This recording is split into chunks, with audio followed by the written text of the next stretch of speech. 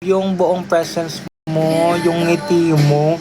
Nakatagilid nga po yung mukha ko. But thanks sa nagko-compliment. Kahit hindi po tayo laging nagagandahan sa sakit. Buisit na mukha eh. Okay, next comment na tayo. Hi ma, viewer mo kayo ako noong 2023 and we surprisingly became friends noong December 2024.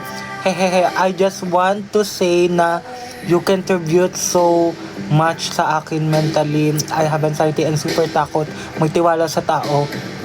Even magsalita to people, you help me overcome. Si Madam Zilly! Inaantay ko kung sino to.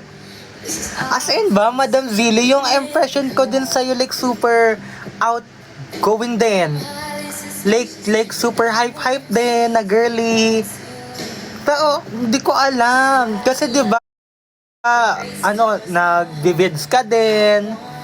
Madam Zilly, di ko alam to. Shout out kay Miss Zilly. Ngayon mo lang sinabi.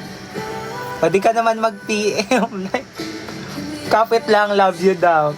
Shout out kay Miss Zilly. Shout out sa'yo. Uy guys, si Madam, Madam Zilly. So, 2023 pala kami nag-meet no. So, parang 1 year na din.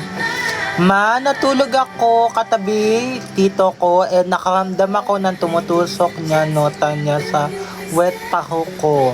Sabi ni Android daw. Tito mo si Moon, tapos ikaw yung pamangkin.